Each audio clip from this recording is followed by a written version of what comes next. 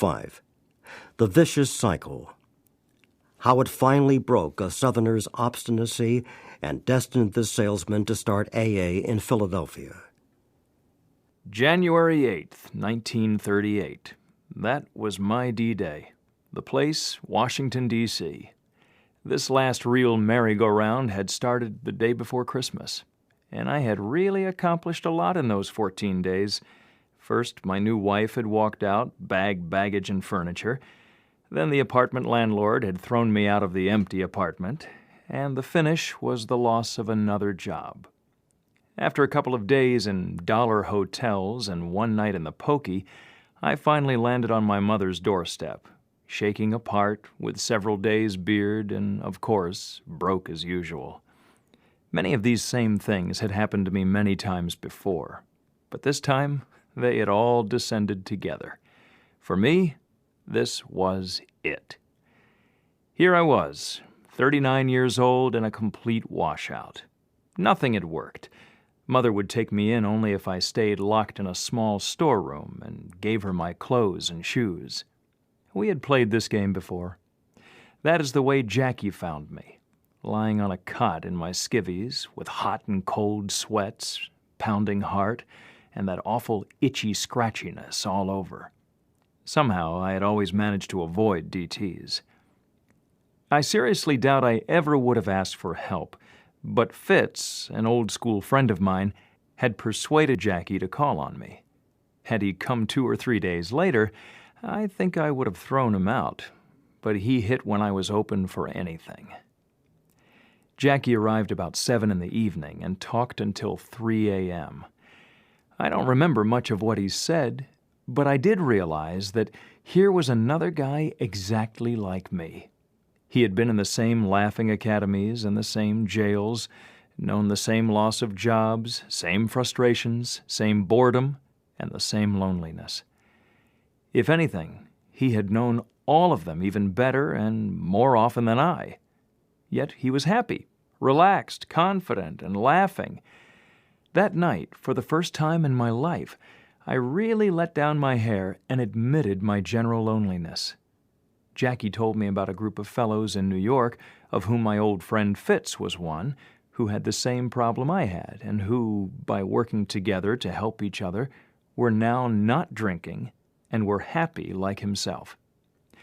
He said something about God or a higher power, but I brushed that off. That was for the birds, not for me. Little more of our talk stayed in my memory, but I do know I slept the rest of that night, while before I had never known what a real night's sleep was. This was my introduction to this understanding fellowship, although it was to be more than a year later before our society was to bear the name Alcoholics Anonymous. All of us in AA know the tremendous happiness that is in our sobriety, but there are also tragedies. My sponsor, Jackie, was one of these. He brought in many of our original members, yet he himself could not make it and died of alcoholism. The lesson of his death still remains with me, yet I often wonder what would have happened if somebody else had made that first call on me. So I always say that as long as I remember January 8th, that is how long I will remain sober. The age-old question in AA is which came first, the neurosis or the alcoholism? I like to think I was fairly normal before alcohol took over. My early life was spent in Baltimore, where my father was a physician and a grain merchant. My family lived in very prosperous circumstances, and while both my parents drank, sometimes too much, neither was an alcoholic. Father was a very well-integrated person, and while Mother was high-strung and a bit selfish and demanding, our home life was reasonably harmonious. There were 4 of us children, and although both of my brothers later became alcoholic, one died of alcoholism, my sister has never taken a drink in her life. Until I was 13, I attended public schools with regular promotions and average grades. I have never shown any particular talents, nor have I had any really frustrating ambitions. At 13, I was packed off to a very fine Protestant boarding school in Virginia, where I stayed 4 years, graduating without any special achievements. In sports, I made the track and tennis teams. I got along well with the other boys and had a fairly large circle of acquaintances, but no intimate friends. I was never homesick and was always pretty self-sufficient. However, here I probably took my first step toward my coming alcoholism by developing a terrific aversion to all churches and established religions. At this school, we had Bible readings before each meal and church services 4 times on Sunday. And I became so rebellious at this that I swore I would never join or go to any church, except for weddings or for funerals. At 17, I entered the university, really to satisfy my father, who wanted me to study medicine there as he had. That is where I had my first drink, and I still remember it, for every first drink afterwards did exactly the same trick. I could feel it go right through every bit of my body and down to my very toes. But each drink after the first seemed to become less effective, and after 3 or 4, they all seemed like water. I was never a hilarious drunk. The more I drank, the quieter I got, and the drunker I got, the harder I fought to stay sober. So it is clear that I never had any fun out of drinking. I would be the soberest-seeming one in the crowd, and all of a sudden, I would be the drunkest. Even that first night, I blacked out, which leads me to believe that I was an alcoholic from my very first drink. The first year in college, I just got by in my studies. I majored in poker and drinking. I refused to join any fraternity, as I wanted to be a freelance, and that year, my drinking was confined to one-night stands, once or twice a week. The second year, my drinking was more or less restricted to weekends, but I was nearly kicked out for scholastic failure. In the spring of 1917, in order to beat being fired from school, I became patriotic and joined the Army. I am one of the lads who came out of the service with a lower rank than when I went in. I had been to OTC the previous summer, so I went into the Army as a sergeant, but I came out a private, and you really have to be unusual to do that. In the next 2 years, I washed more pans and peeled more potatoes than any other doughboy. In the Army, I became a periodic alcoholic, the periods always coming whenever I could make the opportunity. However, I did manage to keep out of the guardhouse. My last bout in the Army lasted from November 5th to 11th, 1918. We heard by wireless on the 5th that the armistice would be signed the next day. This was a premature report, so I had a couple of cognacs to celebrate. Then I hopped a truck and went AWOL. My next conscious memory was in Bar-le-Duc, many miles from base. It was November 11th, and bells were ringing and whistles blowing for the real armistice. There I was, unshaven, clothes torn and dirty, with no recollection of wandering all over France, but, of course, a hero to the local French. Back at camp, all was forgiven because it was the end, but in the light of what I have since learned, I know I was a confirmed alcoholic at 19. With the war over and back in Baltimore with the folks, I had several small jobs for 3 years, and then I went to work soliciting as one of the first 10 employees of a new national finance company. What an opportunity I shot to pieces there. This company now does a volume of over $3 billion annually. 3 years later, at 25, I opened and operated their Philadelphia office and was earning more than I ever have since. I was the fair-haired boy, all right. But 2 years later, I was blacklisted as an irresponsible drunk. It doesn't take long. My next job was in sales promotion for an oil company in Mississippi, where I promptly became high man and got lots of pats on the back. Then I turned 2 company cars over in a short time, and bingo, fired again. Oddly enough, the big shot who fired me from this company was one of the first men I met when I later joined the New York AA group. He had also gone all the way through the ringer, and had been dry 2 years when I saw him again. After the oil job blew up, I went back to Baltimore and Mother, my first wife having said a permanent goodbye. Then came a sales job with a national tire company. I reorganized their city sales policy, and 18 months later, when I was 30, they offered me the branch managership. As part of this promotion, they sent me to their national convention in Atlantic City to tell the bigwheels how I'd done it. At this time, I was holding what drinking I did down to weekends, but I hadn't had a drink at all in a month. I checked into my hotel room and then noticed a placard tucked under the glass on the bureau stating, "There will be positively no drinking at this convention," signed by the president of the company. That did it. Who, me? The big shot? The only salesman invited to talk at the convention? The man who was going to take over one of their biggest branches come Monday? I'd show him who was boss. No one in that company saw me again. 10 days later, I wired my resignation. As long as things were tough and the job a challenge, I could always manage to hold on pretty well. But as soon as I learned the combination, got the puzzle under control, and the boss to pat me on the back, I was gone again. Routine jobs bored me, but I would take on the toughest one I could find and work day and night until I had it under control. Then it would become tedious, and I'd lose all interest in it. I could never be bothered with the follow-through, and would invariably reward myself for my efforts with that first drink.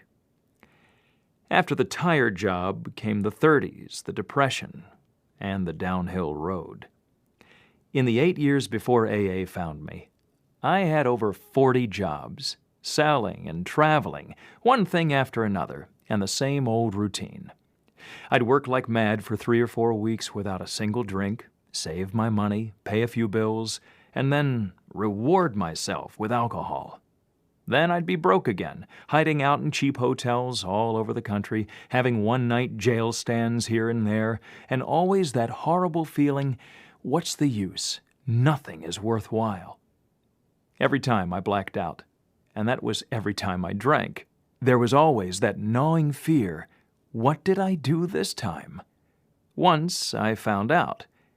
Many alcoholics have learned they can bring their bottle to a cheap movie theater and drink, sleep, wake up, and drink again in the darkness. I had repaired to one of these one morning with my jug, and when I left late in the afternoon, I picked up a newspaper on the way home. Imagine my surprise when I read in a page 1 box that I had been taken from the theater unconscious around noon that day, removed by ambulance to a hospital and stomach pumped, and then released. Evidently, I had gone right back to the movie with a bottle, stayed there several hours, and started home with no recollection of what had happened. The mental state of the sick alcoholic is beyond description. I had no resentments against individuals. The whole world was all wrong. My thoughts went round and round with, what's it all about, anyhow? People have wars and kill each other. They struggle and cut each other's throats for success. And what does anyone get out of it? Haven't I been successful? Haven't I accomplished extraordinary things in business? What do I get out of it? Everything's all wrong, and the hell with it. For the last 2 years of my drinking, I prayed during every drunk that I wouldn't wake up again. 3 months before I met Jackie, I had made my second feeble try at suicide. This was the background that made me willing to listen on January 8th. After being dry 2 weeks and sticking close to Jackie, all of a sudden I found I'd become the sponsor of my sponsor, for he was suddenly taken drunk. I was startled to learn he had only been off the booze a month or so himself when he brought me the message. However, I made an SOS call to the New York group, whom I hadn't met yet, and they suggested we both come there. This we did the next day, and what a trip. I really had a chance to see myself from a non-drinking point of view. We checked into the home of Hank, the man who had fired me 11 years before in Mississippi, and there I met Bill, our founder. Bill had then been dry 3 years, and Hank 2. At the time, I thought them just a swell pair of screwballs, for they were not only going to save all the drunks in the world, but also all the so-called normal people. All they talked of that first weekend was God and how they were going to straighten out Jackie's and my life. In those days, we really took each other's inventories firmly and often. Despite all this, I did like these new friends because, again, they were like me. They had also been periodic big shots who had goofed out repeatedly at the wrong time, and they also knew how to split one paper match into 3 separate matches. This is very useful knowledge in places where matches are prohibited. They, too, had taken a train to one town and had wakened hundreds of miles in the opposite direction, never knowing how they got there. The same old routines seemed to be common to us all. During that first weekend, I decided to stay in New York and take all they gave out with, except the God stuff. I knew they needed to straighten out their thinking and habits, but I was all right. I just drank too much. Just give me a good front and a couple of bucks, and I'd be right back in the big time. I'd been dry 3 weeks, had the wrinkles out, and had sobered up my sponsor all by myself. Bill and Hank had just taken over a small automobile polish company, and they offered me a job, $10 a week, and keep at Hank's house. We were all set to put DuPont out of business. At that time, the group in New York was composed of about 12 men who were working on the principle of every drunk for himself. We had no real formula and no name. We would follow one man's ideas for a while, decide he was wrong, and switch to another's method. But we were staying sober as long as we kept and talked together. There was one meeting a week at Bill's home in Brooklyn, and we all took turns there spouting off about how we had changed our lives overnight, how many drunks we had saved and straightened out, and last but not least, how God had touched each of us personally on the shoulder. Boy, what a circle of confused idealists. Yet we all had one really sincere purpose in our hearts, and that was not to drink.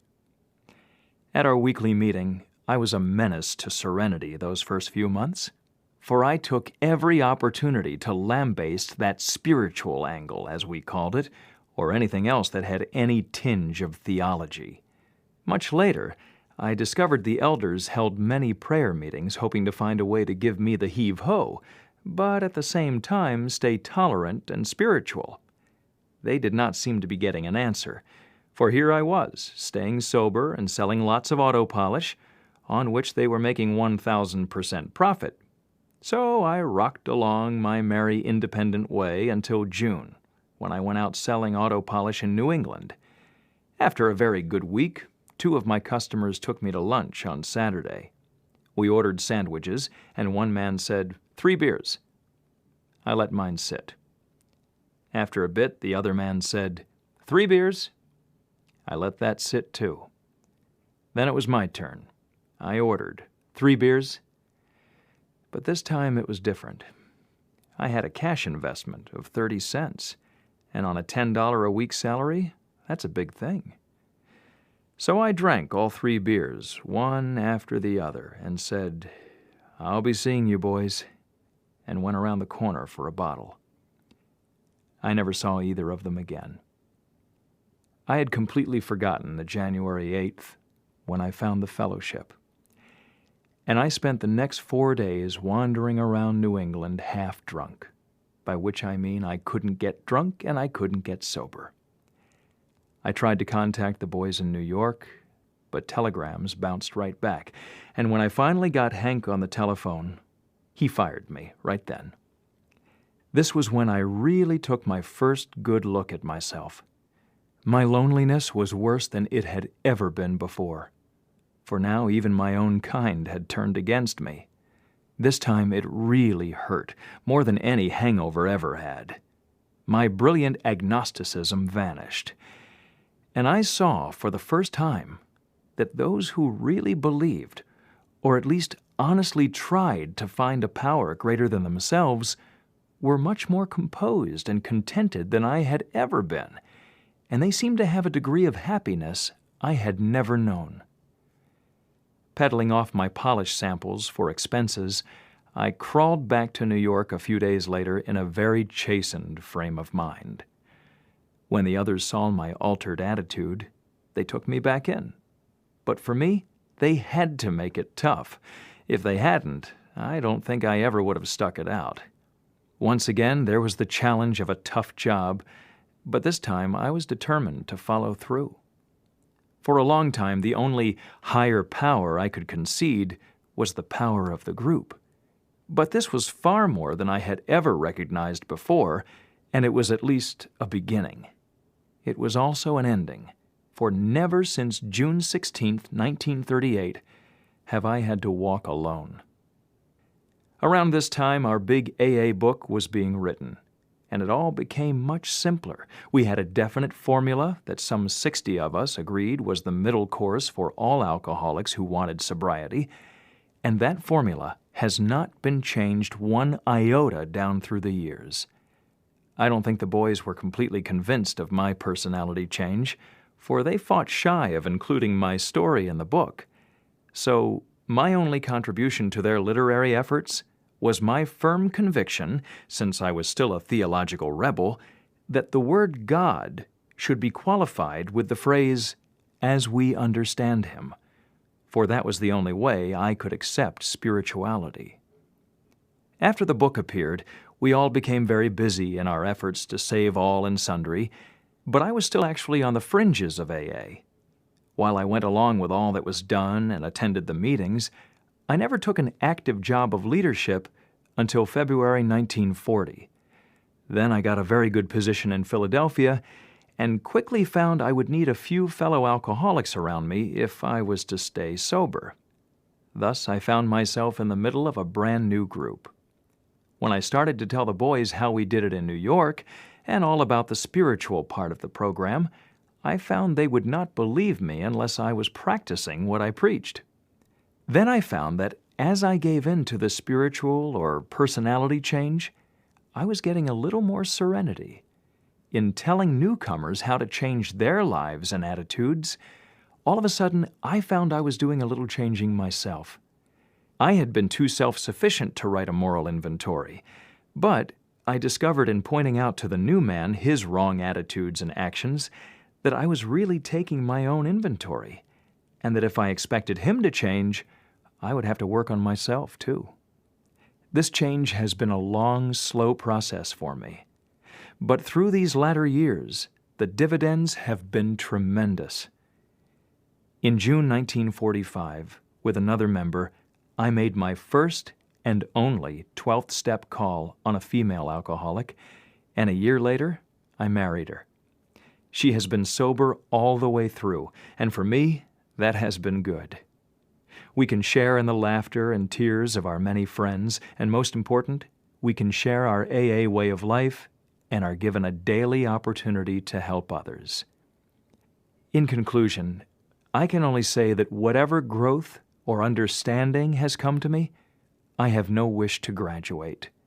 Very rarely do I miss the meetings of my neighborhood AA group, and my average has never been less than 2 meetings a week. I have served on only one committee in the past 9 years, for I feel that I had my chance the first few years, and that newer members should fill the jobs. They are far more alert and progressive than we floundering fathers were, and the future of our fellowship is in their hands. We now live in the West and are very fortunate in our area AA. It is good, simple, and friendly, and our one desire is to stay in AA and not on it. Our pet slogan is "Easy Does It."